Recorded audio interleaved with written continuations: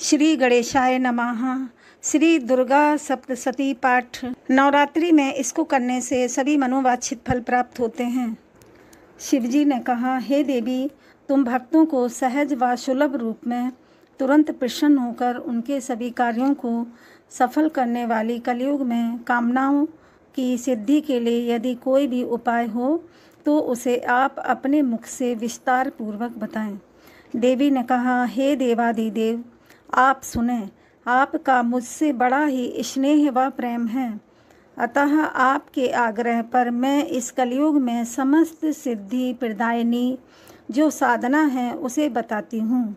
उस साधना व स्तुति का नाम है अम्बा स्तुति। विनियोग। इस सप्त श्लोकी स्तोत्र मंत्र के ऋषि भी श्री नारायण हैं। अनुष्टुप छंद श्री महाकाली, महालक्ष्मी और महासरस्वती देवता माने गए हैं। श्री दुर्गा को प्रसन्न करने हेतु सप्त श्लोकी दुर्गा पाठ में विनियोग किया जाता है।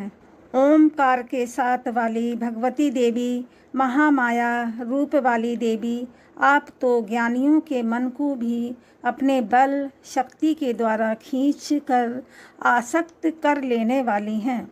हे माँ दुर्गे, आपके स्मरण याद करने मात्र से ही भक्त प्राणियों के भय का हरण हो जाता है। स्वस्थ नर के चिंतन मनन मात्र से ही आपके द्वारा कल्याणकारी बुद्धि विवेक का संचार हो जाता है।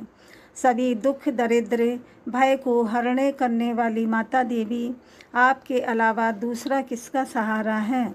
आपका चित्त हृदय सदा सबों पर उपकार करने के लिए सदा ही दयाद्र रहती हैं। आप ऐसी ही महिमा वाली हैं। सदा सभी जनों को मंगल प्रदान करने वाली नारायणी, मंगलमयी, कल्याणी, शिवा के नाम से विख्यात और सभी पुरुषार्थों की सिद्धिदात्री, शरण में आए लोगों को अपने बच्चों की तरह प्रेम प्यार देने वाली, तीन नेत्रों वाली माँ गौरी, तुम्हें नमस्कार है। अपने शरणागत तीन दीन निर्धन दुखी जनों तथा पीड़ितों की रक्षा के लिए सदा तैयार रहने वाली, सबों की पीड़ा हरने वाली नारायणी देवी, तुम्हें नमस्कार है। दिव्य रूपधारी देवी, सर्वस्वरूपा, सर्वेश्वरी, सभी शक्तियों से युक्त माता, दिव्य रूप दुर्गा, सब प्रकार के भयों से आप मेरी रक्षा करें। हे माता, तुम्हें नमस्कार है। हे देवी, आपकी प्रसन्नता से सभी रोगों का नाश व क्रोध के कारण इच्छित कामनाओं का नाश होता है। जो भी आपकी शरण में आ चुके हैं उन पर आने वाली विपत्तियों का हरण कर लेती हो। यही नहीं, आपकी शरण में आए व्यक्ति को आपकी इतनी शक्ति मिल जाती है कि वे दूसरों को भी शरण दे सकते हैं। हे सर्वेश्वरी माँ, तुमसे प्रार्थना है कि तुम तीनों लोकों की समस्त बाधाओं विपदाओं को शांत कर हमारे शत्रुओं का नाश कर सदा मेरी रक्षा करें। देव्या कवचम। विनियोग। दाएं हाथ में लोटे से जल लेकर हाथ से ढककर ओम अश्य श्री चंडी कवचस्य से जपे विनियोगा तक पढ़कर भूमि पर जल छोड़ दें।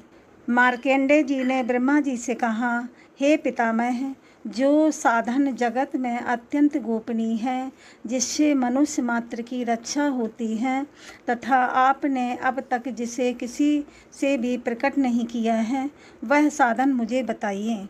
ब्रह्मा जी बोले, हे ऋषि श्रेष्ठ, संपूर्ण प्राणियों का कल्याण करने वाली देवी कवच, इसी तरह यह स्तोत्र भी है।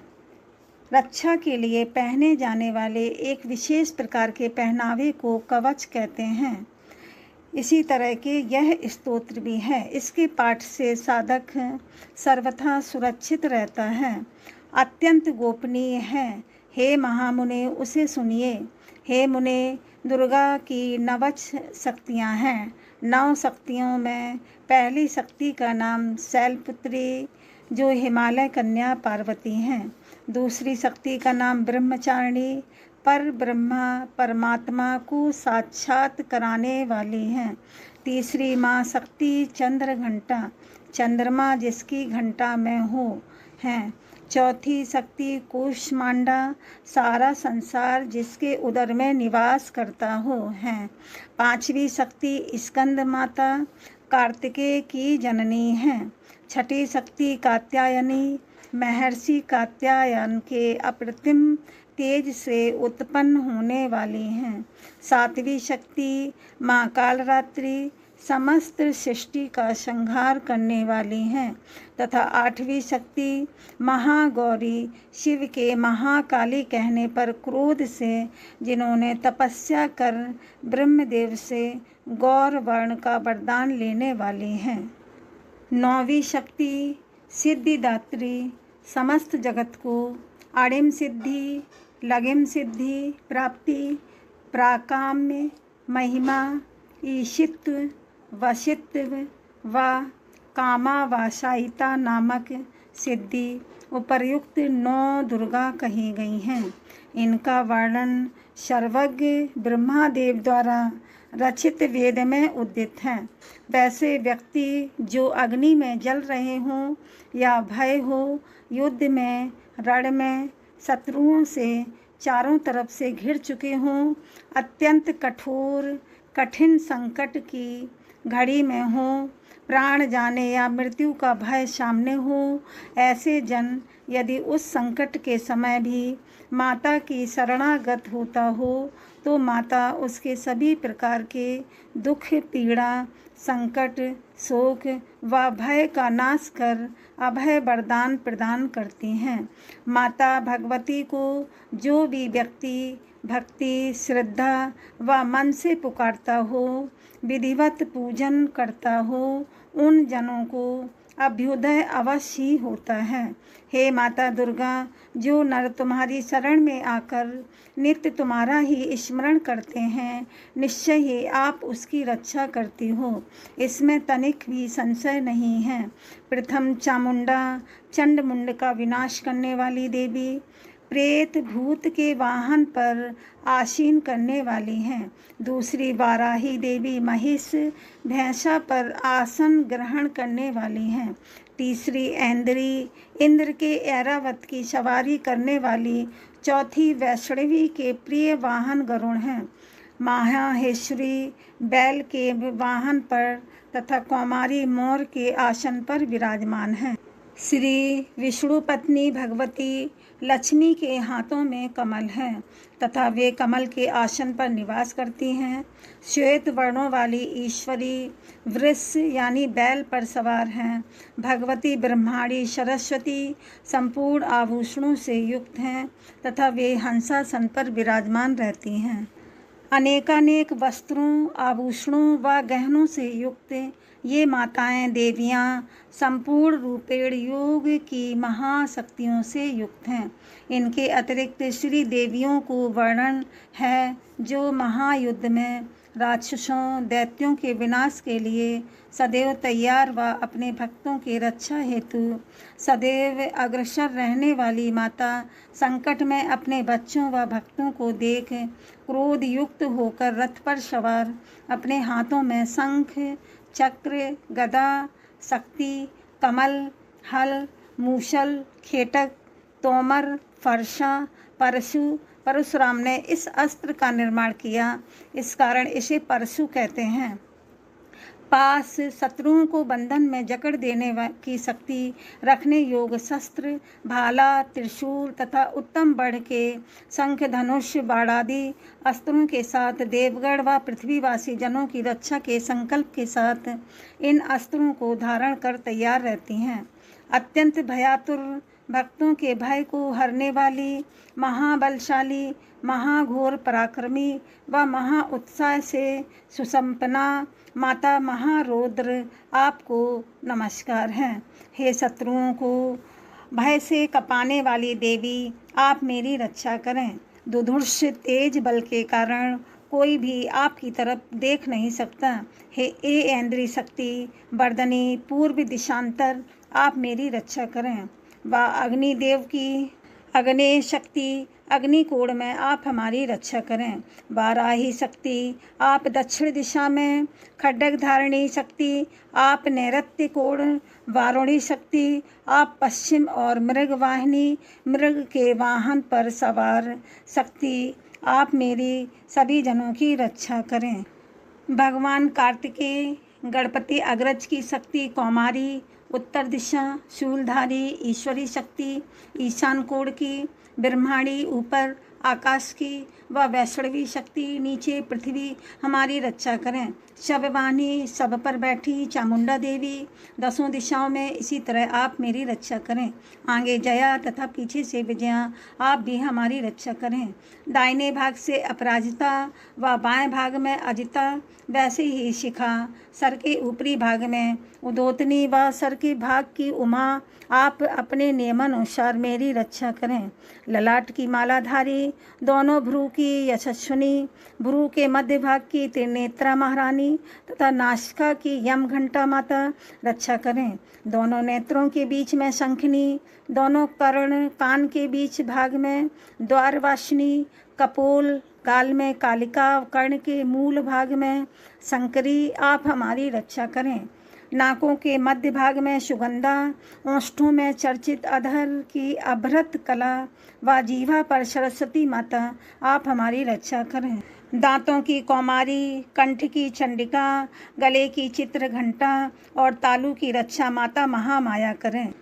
ठोड़ी की कामाक्षी, वाणी वचन आवाज की सर्व मंगला माता, ग्रीवा की भद्रकाली, रीढ़ की धनुर्धरा हमारी रक्षा करें। कंठ के बाहरी भाग की नीलग्रीवा, कंठ नली की व नस नाड़ी की नलकुबरी, दोनों ओर के कंधों की खड़गनी तथा दोनों बाहों बाजुओं की रक्षा वज्रधारिणी माता करें। दोनों हाथों की दंडनी, दोनों हाथों में दंड को धारण करने वाली, अंगुलियों की अंबिका महारानी, नखों की शूलेश्वरी और कुच्छी प्रदेश में स्थिर माता कुलेश्वरी आप हमारे अंगों की रक्षा करें।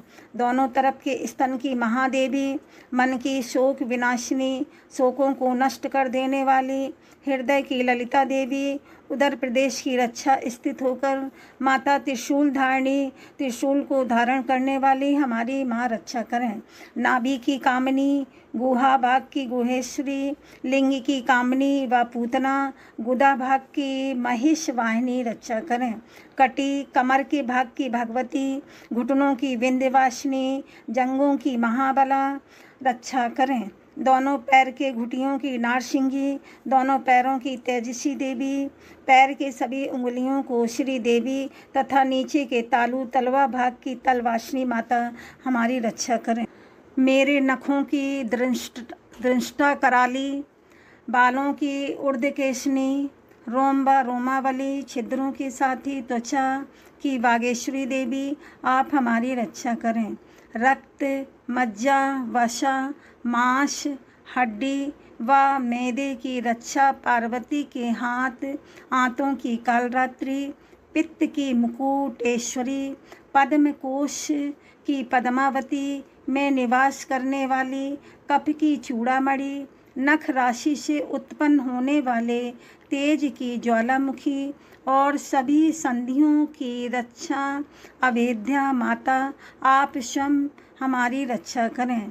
ब्रह्माणी देवी आप शुक्र की छाया की छतेश्वरी माता तथा धर्म कर्म व अहंकार के साथ मन बुद्धि व विवेक की रक्षा धर्म धारणी, धर्म को धारण करने वाली माता हमारी रक्षा करें।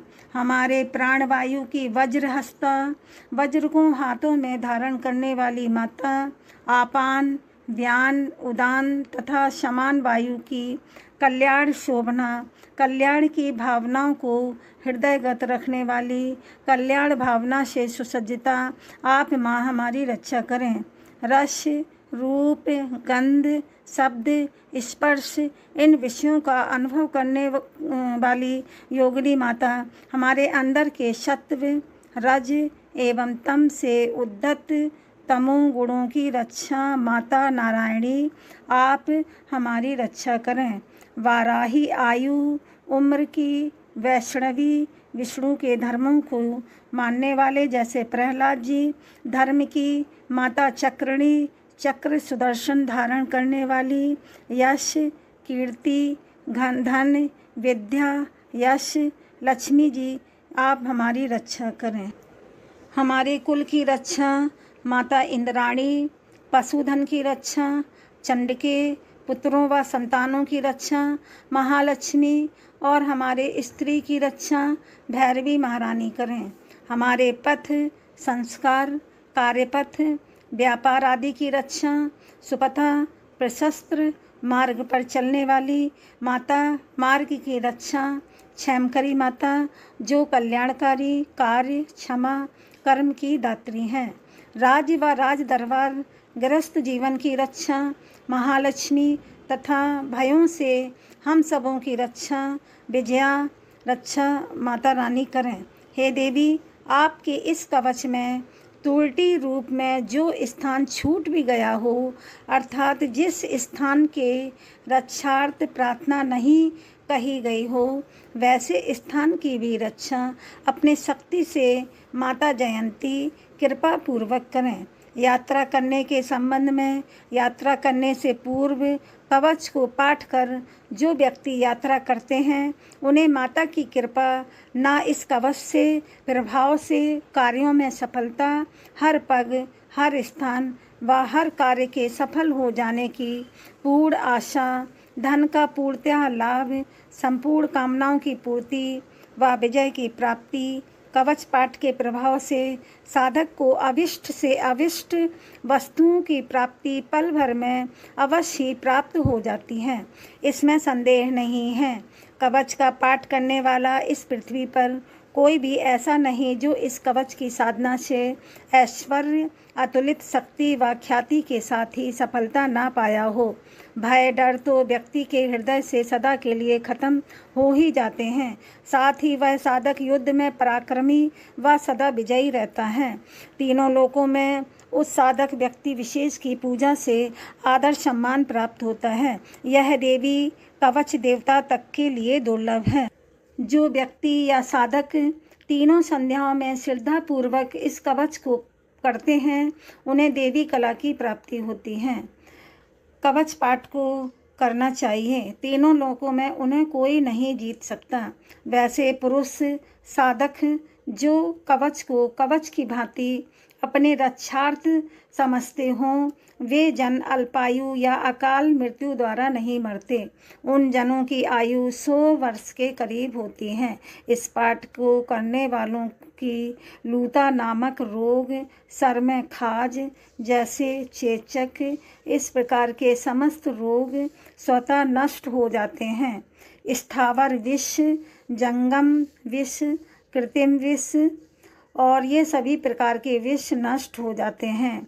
मारण, मोहन तथा उच्चाटन आदि सभी प्रकार के किए गए अविचार मंत्र तथा यंत्र पृथ्वी तथा आकाश में विचरण करने वाले ग्राम देवतादि, जल में उत्पन्न होने वाले तथा उपदेश से सिद्ध होने वाले क्षुद्र देवता आदि कवच के पाठ करने वाले मनुष्य को देखते ही विनष्ट हो जाते हैं। जन्म के समय से ही उत्पन्न सभी तरह के अविष्ट ग्रहों का प्रकोप, ग्राम देवता को कोप, कुल वंश क्रम के देवों का कोप, कंठमाला, डाकनी, शाकनी, अंतरिक्ष में विचरने वाली अन्य भयानक बलवती ग्रह, भूत, प्रेत, पिशाच, यक्ष, यम, गंधर्व, राक्षस, ब्रह्म राक्षस, बेताल, कूष्मांड व भयानक भैरवादी अनिष्ट कर जीवों को यह विशिष्ट माता भगवती कवच पाठ पल भर में विनिष्ट कर रक्षा कवच का कार्य करता है। इस कवच को धारण करने वाले पुरुष अपने प्रिय राजा तथा प्रियजनों के द्वारा आदर व पुरस्कार को प्राप्त करने वाले सम्मानित, तेज की वृद्धि, बल की वृद्धि, कीर्तिवान, संपूर्ण पृथ्वी पर सुशोभित, कर्मकर्ता व आदर को प्राप्त करने वाले होते हैं। जो भी व्यक्ति इस कवच का पाठ कर दुर्गा सप्तशती का पाठ करते हैं, उनके पुत्र, संतानें, पौत्र, नाती पोते, संतति इस पृथ्वी पर तब तक जीवित व सुखी रहते हैं, अर्थात उनका वंश तब तक चलता रहता है जब तक यहाँ वन, वृक्ष, पर्वत, जल, कानन, वायु तक नष्ट नहीं होते, अर्थात पृथ्वी के अस्तित्व तक उस साधक का वंश चलता रहता है। दुर्गा कवच का पाठ करने के पश्चात सप्तशती का पाठ करने वाले व्यक्ति साधक मृत्यु के बाद महामाया की कृपा से देवताओं के निर्मित जो अत्यंत ही दुर्लभ स्थान स्वर्ग को प्राप्त करते हैं तथा उत्तम रूप में भगवान महादेव, देवादिदेव शिव शंकर के साथ आनंद पूर्वक निवास करते हैं। श्री दुर्गा देव्ये नमः। श्री दुर्गा सप्तशती प्रथम अध्याय। विनियोगः। हाथ में जल लेकर ओम प्रथम चरित्रस्य से जपें, विनियोगा तक पढ़कर जल छोड़ दें। विनियोगार्थ प्रथम चरित्र के ब्रह्मा ऋषि, महाकाली देवता, गायत्री छंद, नंदा शक्ति, रक्तदंतिका बीज, अग्नि तत्व और ऋग्वेद स्वरूप हैं। श्री महाकाली रूप देवता के प्रसन्नार्थ प्रथम चरित्र के जप में विनियोग करने का विधान है। ध्यान। भगवान विष्णु के क्षीर सागर में शयन करने पर महाबलवान दैत्य मधु और कैटभ के संहार निमित्त पद्म योनि ब्रह्मा जी ने जिनकी स्तुति की थी, उन महाकाली देवी का मैं स्मरण करता हूँ। वे अपनी 10 भुजाओं में क्रमशः खड्ग, चक्र, गदा, बाण, धनुष, परिध, शूल, भुशुंडी, मस्तक और शंख धारण करती हैं। वह 3 नेत्रों से युक्त हैं और उनके संपूर्ण अंगों में दिव्य आभूषण पड़े हैं। नीलमणि के सदृश उनके शरीर की आभा है एवं वे 10 मुखी तथा 10 चरणों वाली हैं।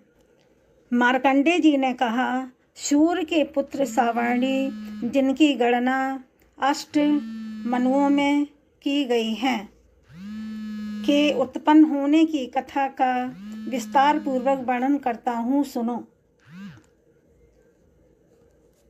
सूर्य पुत्र महाभाग सावर्णी भगवती महामाया की कृपा से जैसे मनवंतर के स्वामी हुए, मैं वही घटना कहता हूँ।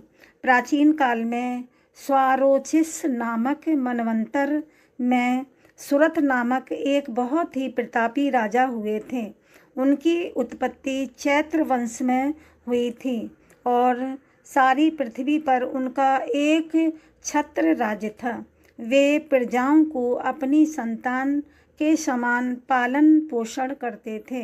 इतना होने पर भी कोल विध्वंसी नामक छत्री उनके शत्रु बन बैठे थे। राजा सुरथ दंड नीति का अत्यंत कड़ाई से पालन करते थे। राजा के विपक्षियों के साथ युद्ध हुआ। यद्यपि कोल विध्वंसी लोग अल्पसंख्यक वर्ग के थे, फिर भी उन लोगों ने राजा सुरथ पर विजय पा ली थी। राजा शत्रुओं से पराजित होकर अपने नगर को लौट आए और उनके देश तक ही उनका राज्य सीमित हो गया, किंतु इस पर भी विद्रोहियों ने उनका पीछा नहीं छोड़ा और राजा सुरथ पर पुनः आक्रमण कर दिया। राजा के बल पौरुष का ह्रास हो चुका था, इसीलिए ऐसे सुयोग को मंत्रियों ने हाथ से जाने देना उचित ना समझा और उन दुरात्मा मंत्रियों ने राजकीय सेना, वाहन, कोषागार आदि पर अपना पूर्ण आधिपत्य जमा लिया।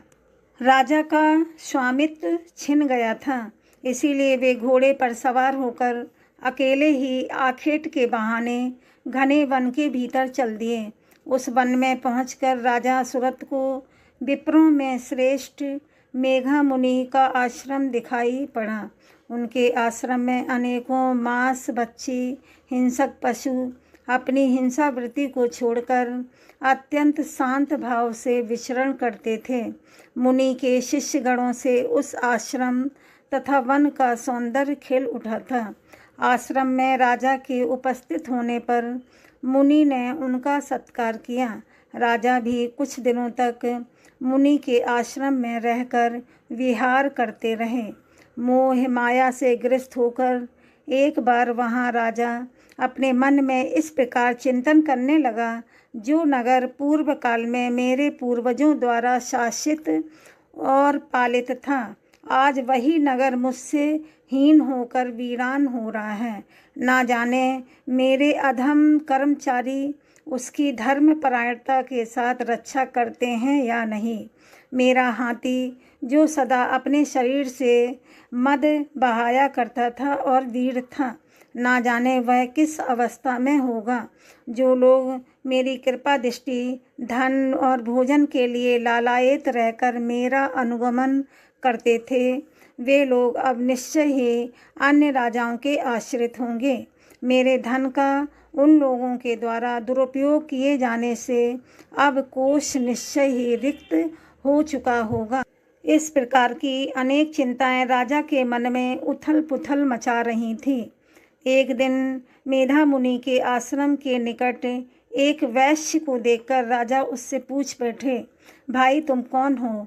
इस स्थान में तुम्हारे आने का क्या अभिप्राय है?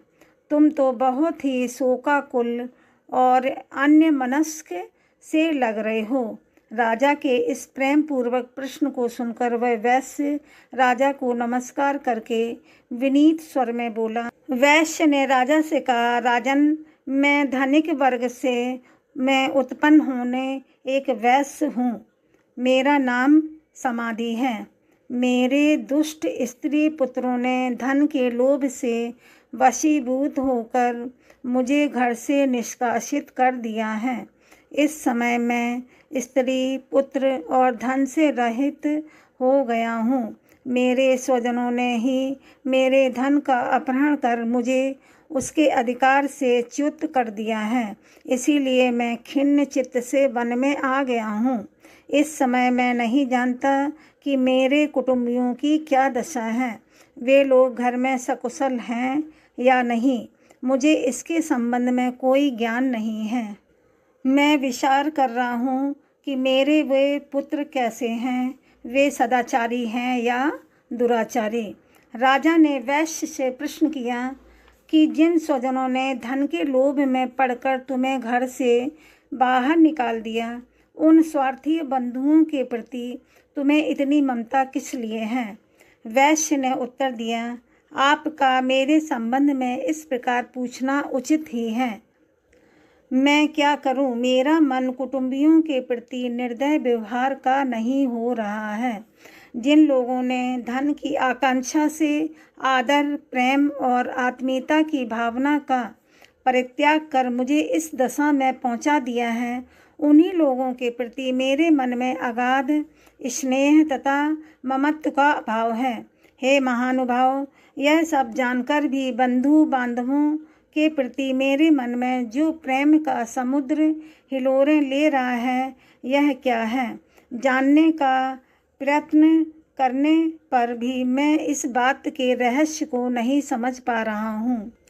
उन लोगों के वियोग में मैं उसासे ले रहा हूँ, जिसके फलस्वरूप मेरा हृदय अत्यंत व्यथित हो रहा है। उन लोगों में मेरे प्रति प्रेम का नितांत अभाव है, तो भी मेरा मन उनके लिए तड़प रहा है। इसीलिए मैं क्या करूं? मार्कंडेय मुनि ने कहा, हे ब्रह्मन, तत्पश्चात राजा सुरथ और समाधि नामक वैश्य एक साथ ही मेधा मुनि की सेवा में उपस्थित हुए और उनके प्रति उचित सम्मान दिखाकर वहीं बैठ गए। तब वैश्य और राजा ने परस्पर कुछ वार्ता प्रारंभ की। तब राजा बोले, भगवान, मैं आपसे एक निवेदन करना चाहता हूँ, आप उसे कृपा करके बताइए। मेरा मन स्ववश में न रहने के कारण बहुत ही क्लेशित है। जो राज्य मेरे हाथ से छिन गया है, उसके लिए अभी तक मेरे मन में पहले की ही तरह ममता बनी हुई है। हे मुनियों में श्रेष्ठ, यह बात मैं समझता हूँ कि अब उस पर मेरा अस्तित्व नहीं रह गया है। उसे अन्य लोगों ने हस्तगत कर लिया है। फिर भी अज्ञानियों की तरह से उसी के मोह में लिप्त हूँ। यह सब क्या बात है? मेरे ही समान यह वैश्य भी अपने घर से अनादृत हो पुत्र, स्त्री और सेवकों द्वारा परित्यक्त होकर निष्कासित कर दिया गया है। इसके स्वजनों ने भी इसका परित्याग कर दिया है। यह जानते हुए भी यह वैश्य उन्हीं लोगों के स्नेह पास में आबद्ध है। हम दोनों का ही हृदय इन सब बातों से अत्यंत क्षुब्ध है। दोष युक्त विषय में भी अभी तक मेरा मन ममतावश आकर्षित हो रहा है। हे महाभाग, हम दोनों ही समझदार हैं, फिर भी हम में जो मोह की प्रबल धारा उमड़ पड़ी है वह क्या है? हम दोनों में प्रत्यक्ष रूप में अज्ञान के लक्षण दिखाई पड़ रहे हैं। तब ऋषि ने कहा, हे महाभाग, विषय मार्ग का ज्ञान सभी प्राणियों में विद्यमान होता है। इसी प्रकार विषय भी सभी जीवों के भिन्न भिन्न होते हैं। कुछ प्राणियों को दिन में नहीं दिखाई देता, ठीक इसके विपरीत कुछ जीव रात्रि में नहीं देख पाते। इनके अतिरिक्त कुछ जीव ऐसे भी होते हैं जो समान रूप से दिन और रात्रि में देख सकते हैं। यह बात सत्य है कि सभी प्राणियों में मनुष्य वर्ग अधिक समझदार होते हैं, किंतु केवल वे ही इस प्रकार समझदार नहीं होते। उनके अतिरिक्त पशु पक्षी और मृगादि जीव भी समझदार होते हैं। मनुष्यों की बुद्धि भी पशु पक्षियों और मृगादि जीवों के समान ही होती है। जैसे मनुष्यों की समझ होती है, वैसी ही उन मृगादि जीवों की भी होती है।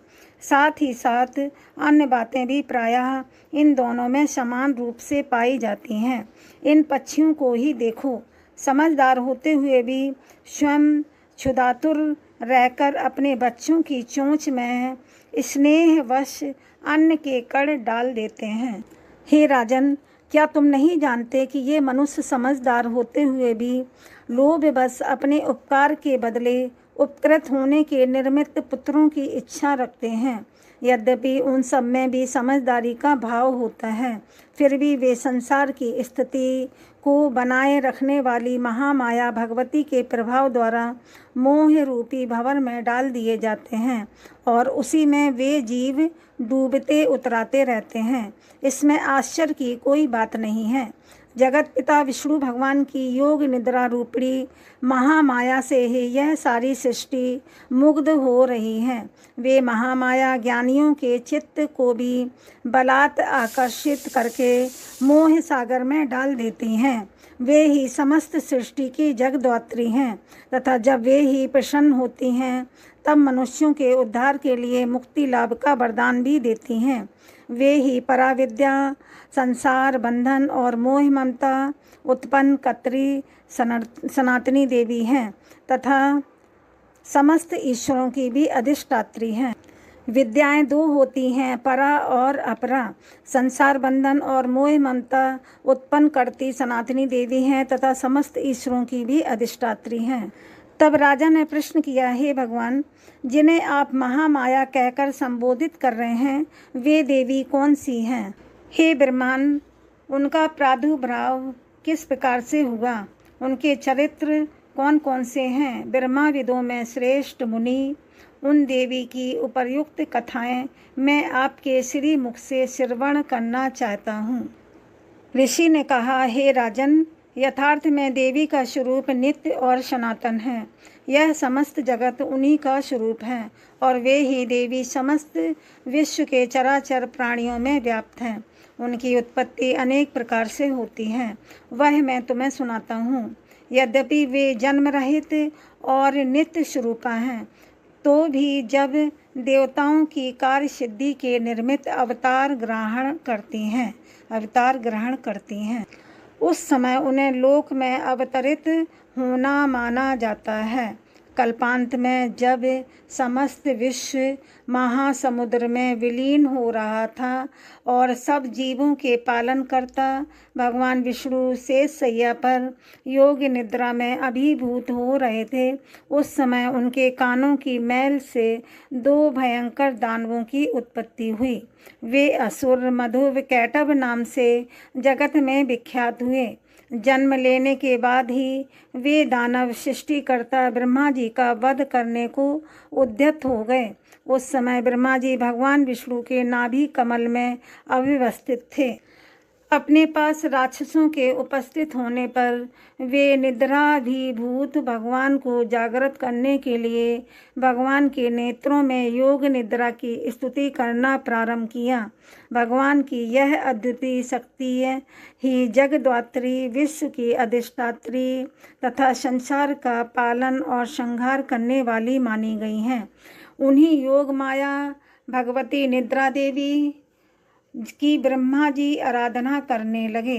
ब्रह्मा जी बोले, हे देवी, तुम्ही स्वाहा स्वधा और वसटकार हो।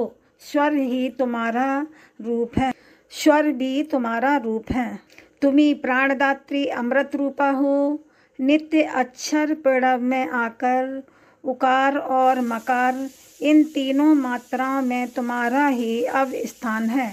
इन 3 मात्राओं से भिन्न जो बिंदु रूपा नित्य अर्ध मात्रा है, जिसका उच्चारण विशेष रूप से नहीं हो सकता, वह भी तुम्ही हो। हे देवी, तुम्ही संध्या, सावित्री तथा परम जननी स्वरूपा हो। तुम्ही इस संपूर्ण ब्रह्मांड को धारण किए हो। तुम्हारे ही द्वारा इस विश्व की उत्पत्ति होती है। तुम्ही पालन करती और अंत में सब जीवों का संहार करती हो। जगत की उत्पत्ति में तुम सृष्टि रूपा, पालन काल में स्थित स्वरूपिणी तथा कल्पांत में संहार स्वरूपा हो। तुम्ही महाविद्या, महामाया, महामेधा, महास्मृति, महामोह रूपा, महादेवी और महासुंदरी हो। तुम्ही 3 गुणों सत्व, रज और तम की उत्पन्न कारिणी हो। तुम्ही भयंकर कालरात्रि, महारात्रि और मोहरात्रि हो। तुम्ही श्री ईश्वरी, ह्रीम और बोध स्वरूपा बुद्धि भी हो। लज्जा, पुष्टि, तुष्टि, शांति और क्षमा भी तुम्ही हो। तुम्ही खड्ग धारणी, शूल धारणी, घोर रूपा, गदा, चक्र, शंख और धनुष धारणी भी हो। बाण, भुसुंडी, परिध आदि तुम्हारे ही अस्त्र हैं। तुम सौम्य और सौम्यतर हो। इतना ही नहीं, वरन विश्व में जितने भी सौम्य एवं सुंदर पदार्थ हैं, उन सब में तुम्हारी सुंदरता कहीं अधिक है। पर तथा अपर इन दोनों विद्याओं से परे रहने वाली परमेश्वरी भी तुम्ही हो। हे देवी, विश्व के सभी सत असत पदार्थों में पाई जाने वाली शक्ति भी तुम्ही हो। ऐसी अवस्था में तुम्हारी स्तुति अवर्णनीय है। इस विश्व के रचयिता, पालनकर्ता और संहारक भगवान विष्णु को भी जब तुमने निद्रा के वशीभूत कर दिया है, तब तुम्हारी स्तुति के योग्य इस ब्रह्मांड में कौन है। मुझे भगवान शिव तथा विष्णु को भी तुम्ही ने शरीर धारण करने में बाध्य किया है। अतएव तुम्हारी स्तुति की सामर्थ्य किसमें है। हे देवी, तुम तो अपने इन उदार प्रभावों से ही प्रशंसित हो गई हो। इन दोनों अजेय असुरों को तुम मोहग्रस्त करके भगवान विष्णु की निंद्रा भंग कर दो। इसके साथ ही भगवान के भीतर इन मधु और कैटभ नाम के महाअसुरों के संहार की बुद्धि भी उत्पन्न करो। ऋषि ने कहा, हे राजन, भगवान विष्णु को जगाने के लिए जिस समय ब्रह्मा जी ने उसकी अधिष्ठात्री देवी का स्तवन किया, उस समय वे महामाया भगवान के नेत्र, मुख, नासिका, बाहु, हृदय और वक्षा स्थल से बाहर आकर अव्यक्त जन्मा ब्रह्मा जी के सम्मुख आ उपस्थित हुई। योग निद्रा से रहित होकर जगतपति भगवान जनार्दन उस एकाड़व के जल में शेष शैया से जागृत हो गए। नींद से मुक्त होते ही भगवान ने उन दोनों दैत्यों को देखा। वे दोनों ही दुरात्मा दैत्य मधु और कैटभ अत्यंत पराक्रमी और बलशाली थे। वे दोनों क्रोध से आंखें लाल करके ब्रह्मा जी को निगल जाना चाहते थे। ऐसी स्थिति में भगवान विष्णु ने उन दोनों राक्षसों के साथ 5000 वर्ष तक लगातार बाहु युद्ध किया। वे दोनों बल के दर्प से दर्पित हो रहे थे। महामाया ने उन दोनों असुरों को अपने प्रभाव से मोहग्रस्त कर दिया था। तब उन राक्षसों ने विष्णु भगवान से कहा, हम तुम्हारे शौर्य से अत्यंत प्रसन्न हैं। तुम हम लोगों से कोई भी इच्छित वर मांग लो। उनकी बात सुनकर भगवान ने कहा, यदि तुम दोनों मुझसे प्रसन्न हो तो तुम्हारी मृत्यु मेरे हाथों से हो। मुझे यही वर चाहिए। इसके सिवाय मुझे अन्य किसी प्रकार के वरदान की आवश्यकता नहीं है। ऋषि कहने लगे, जब उन राक्षसों ने संपूर्ण पृथ्वी पर भ्रमवश जलमग्न समझा, तब भगवान से कहा, मेरा वध किसी सूखे स्थान अर्थात जिस स्थान पर पृथ्वी जल में ना डूबी हो वहाँ हो। ऋषि ने कहा, तब तथास्तु कहकर शंख चक्र गदा पद्मधारी भगवान विष्णु ने उन दोनों दैत्यों के मस्तक अपनी जांघों पर रखकर सुदर्शन चक्र के द्वारा काट दिए। यह महामाया देवी ब्रह्मा जी की स्तुति से संतुष्ट होकर स्वयं ही आविर्भूत हुई थी। अब हम तुमसे उनके प्रभाव की महिमा का वर्णन करता हूँ, उसे श्रवण करो।